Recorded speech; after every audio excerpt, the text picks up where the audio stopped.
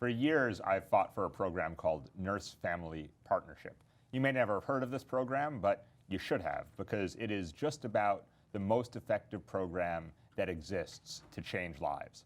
I used to chair the Social Services Committee in the state Senate, and I looked at lots of programs, and there's a lot that are valuable and a lot that we should be funding more than we are, but none as much as Nurse-Family Partnership. This is a program that's existed for 40 years. It partners high-risk first-time moms with specially trained home visiting nurses from pregnancy until the child's second birthday. And over those 40 years, they've done a lot of research, and they've found that it changes lives not just at the beginning of a kid's life and a family's life together, but for years to come. 15 years later, kids are 60% less likely to be arrested. Moms are 60% less likely to be involved in the criminal justice system. This is a program that gives people the support in the hardest time of their lives and therefore changes their lives for a long time. As a dad of a 4-year-old and a 19-month-old, I know that we need every bit of support we can at the beginning.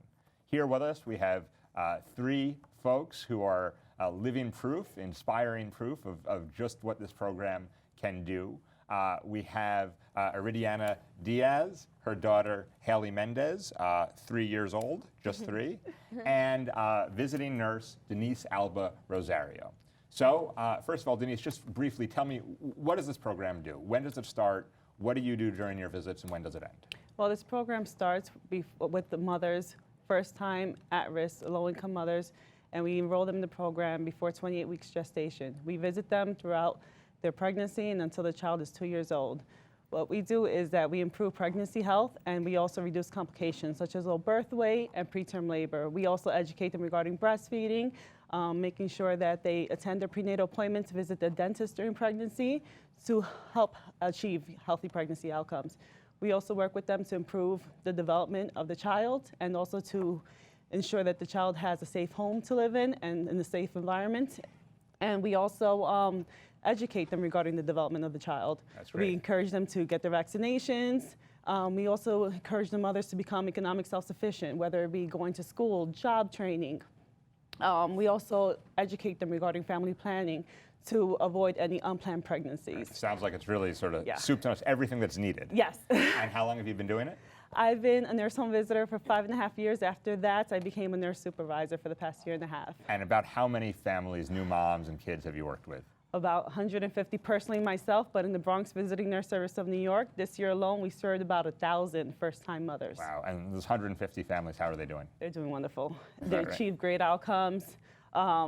They're completely becoming a productive part of the society. They're in school job training, like I said, or finishing up either ESL classes or even graduating from high school or college. So they're doing fabulous. That's great. And the program, you said, ends when the kids are 2. Are you still in touch with those families after they graduate? Well, some of them still send me pictures of their children. Okay, we'll have to look at those in a second. But one graduate of the program is Eridiana and her daughter Hailey. I guess you're both graduates of the program. So tell me how you got connected to the Nurse-Family Partnership. Well, when I was pregnant, there was actually like a comic book pamphlet about the program in my clinic. And so I took a look at it, caught my eye. And also the doctors there, they were really active about like promoting it. So I called up and I joined.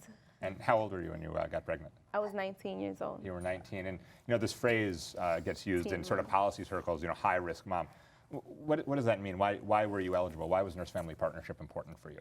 It was important for me because as a Hispanic mom, and I kind of had no help. My mom was always working. She's a single mom. And then it's just, in a Hispanic household, you live with people telling you so many different myths.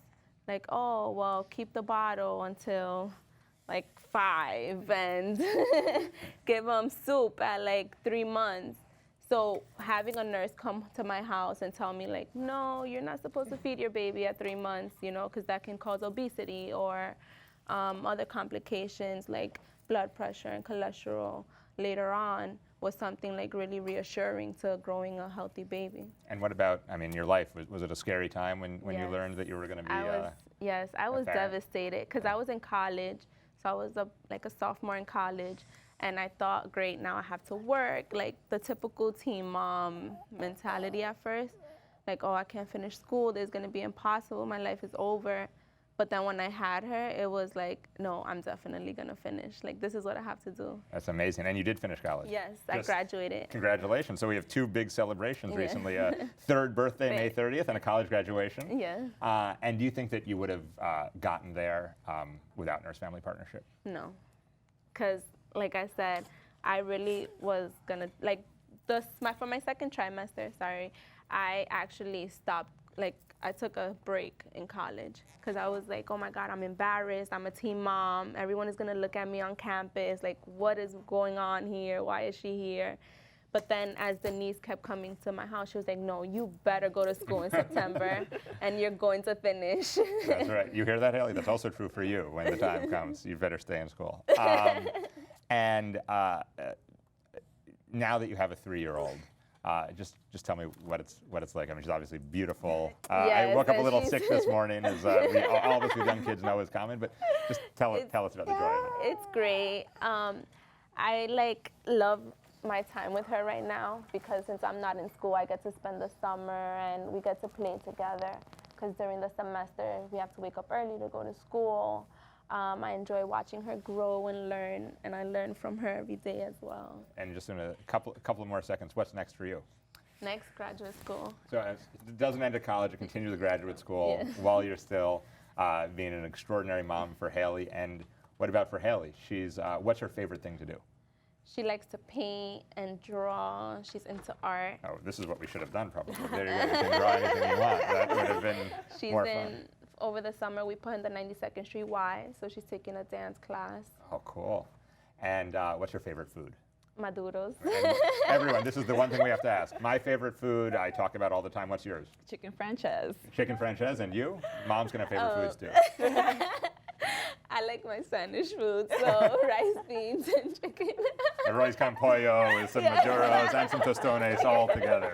That's good. Not too often, but it sounds great. Well, thank you very much. It's really, I mean, it's obviously always a miracle, and the work you do is extraordinary, and the life you've built for yourself, whatever sport you had, really inspiring for all of us. Hailey, I hope you feel better and keep up with the art and eating a lot of maduros. Thanks.